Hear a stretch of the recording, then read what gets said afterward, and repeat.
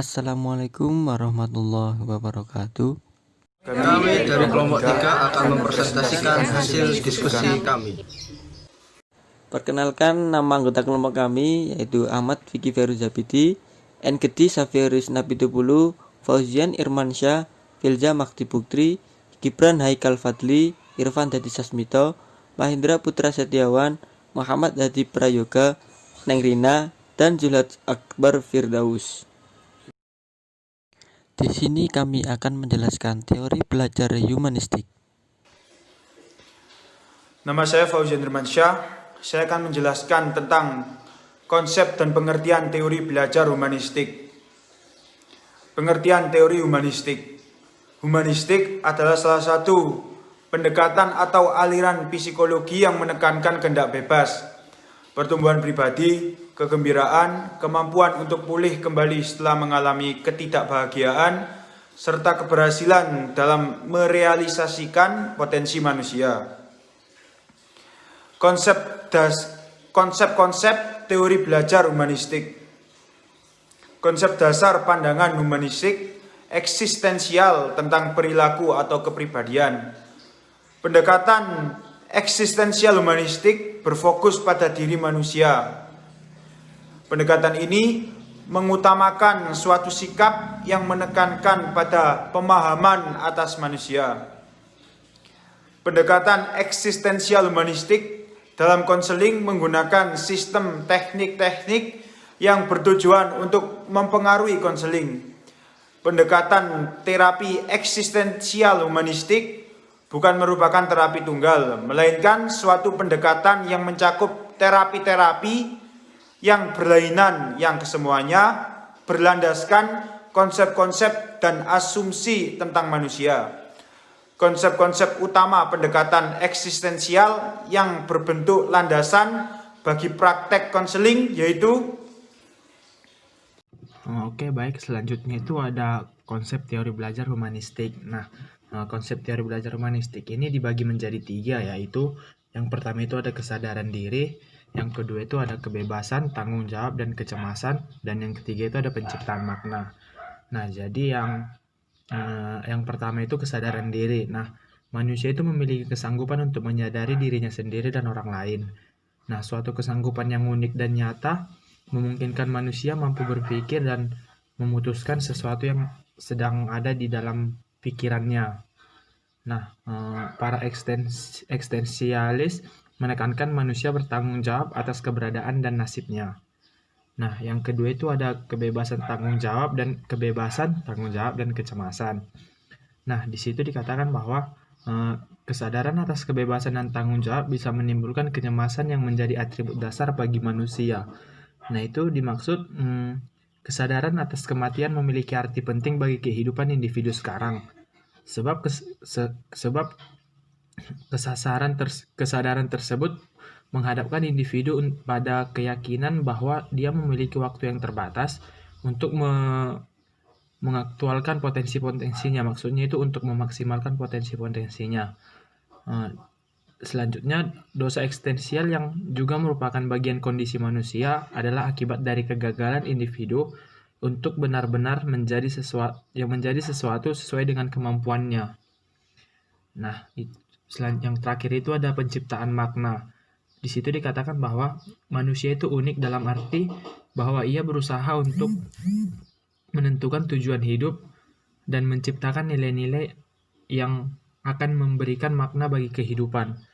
Di situ maksudnya kegagalan dalam menciptakan hubungan yang bermakna bisa menimbulkan kondisi-kondisi isolasi, depersonalisasi, alienasi, kesaringan, dan kesepian. Manusia juga berusaha untuk mengaktualkan atau memaksimalkan diri, yakni mengungkapkan atau menimbulkan potensi-potensi manusiawinya sampai taraf tertentu. Jika tidak mampu memaksimalkan potensi yang ada di dalam dirinya, yaitu ia bisa menjadi sakit. Perkenalkan, nama saya Irfan Dadi Sasmito. Pada kesempatan kali ini saya akan menjelaskan tentang tokoh-tokoh dari teori humanistik. Yang pertama ada Arthur Combs. Arthur Combe ini memang menaruh banyak perhatiannya di dunia pendidikan. Menurutnya, belajar akan terjadi apabila memiliki arti bagi setiap individu. Menurutnya juga, tenaga pendidik tidak bisa memaksakan suatu materi yang tidak diminati oleh peserta didik. Peserta didik yang kurang handal di suatu mata pelajaran bukan berarti mereka bodoh.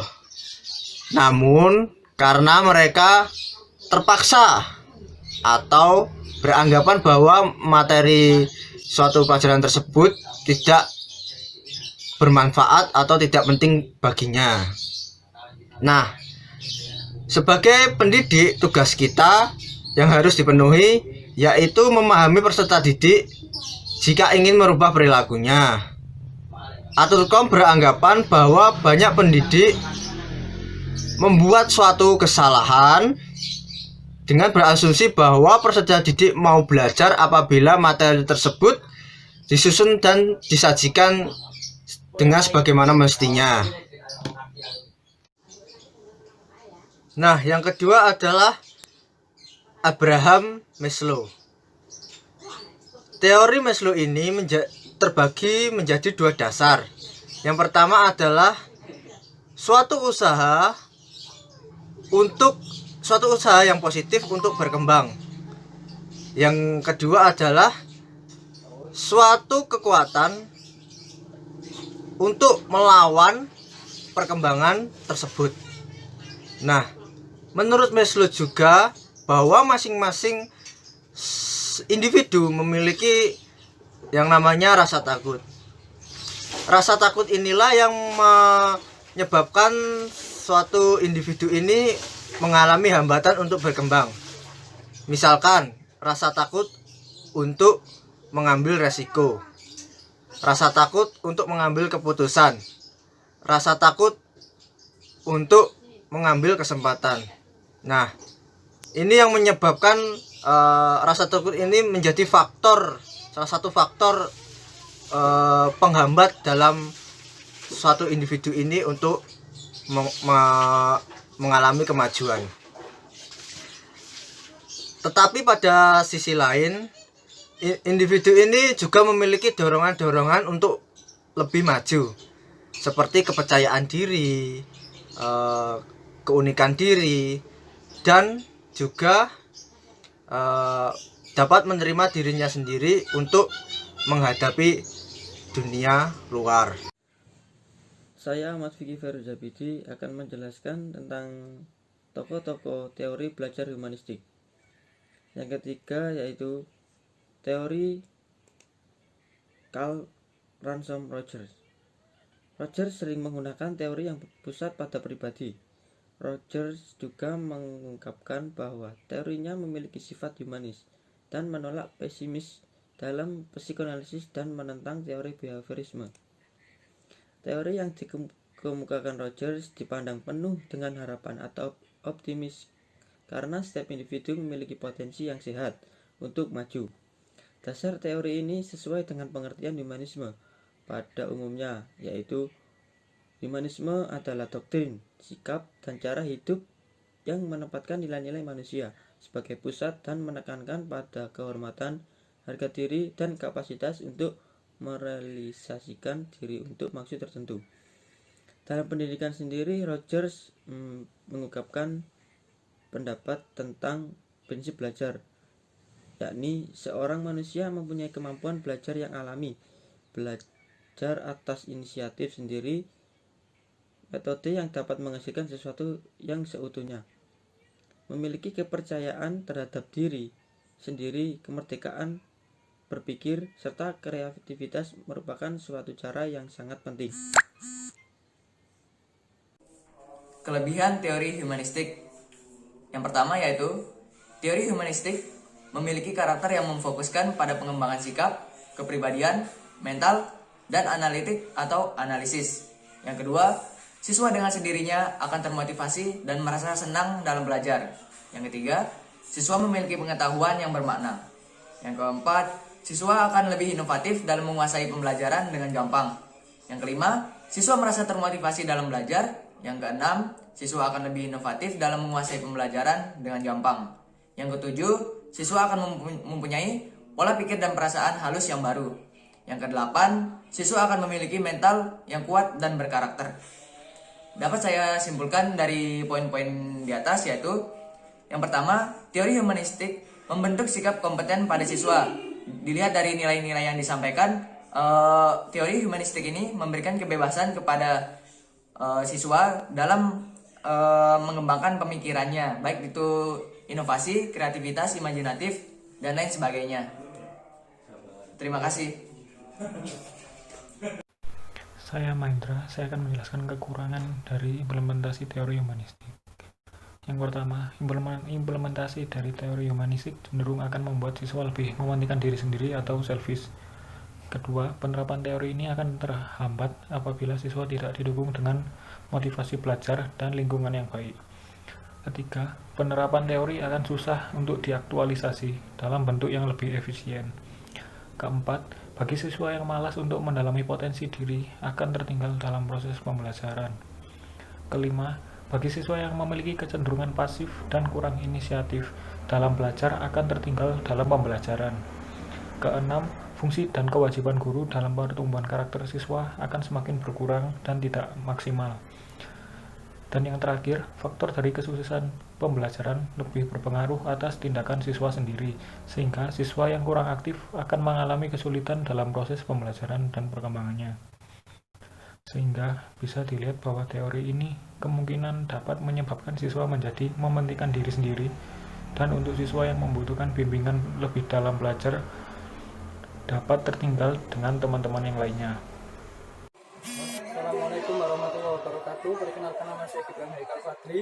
Saya akan menjelaskan tentang prinsip-prinsip teori belajar humanistik menurut Carl Rogers dalam bukunya yang berjudul Freedom to Learn.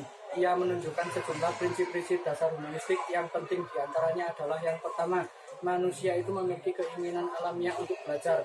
Yang kedua, belajar yang signifikan terjadi apabila materi pembelajaran dirasakan murid mempunyai relevansi dengan maksud-maksud sendiri.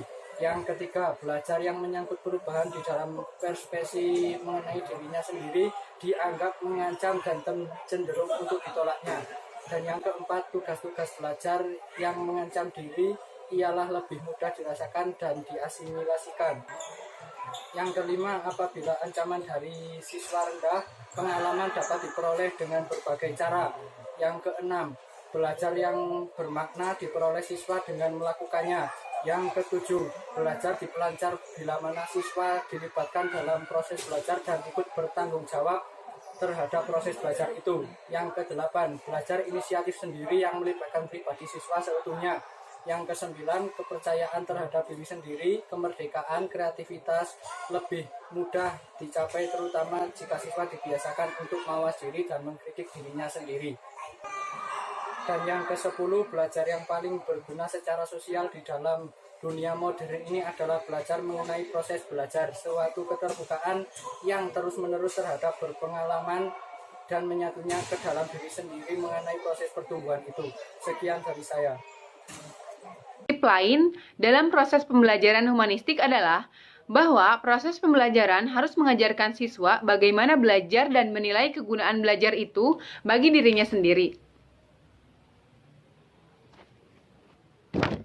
Nah, dalam proses pembelajaran, setiap guru pasti mengharapkan siswa-siswinya mengembangkan sikap yang positif dalam belajar dan mampu menggunakan berbagai macam sumber untuk mendapatkan informasi yang dibutuhkan. Akan tetapi, para pendidik humanistik lebih menekankan pada tujuan. Ini saya akan menjelaskan tentang aplikasi dan implikasi teori belajar humanistik.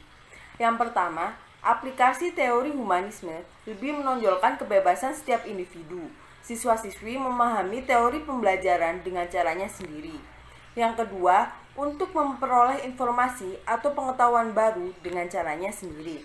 Di sini maksudnya adalah aplikasi teori humanis lebih menonjolkan kebebasan setiap individu, siswa atau siswi dalam memahami materi pembelajarannya.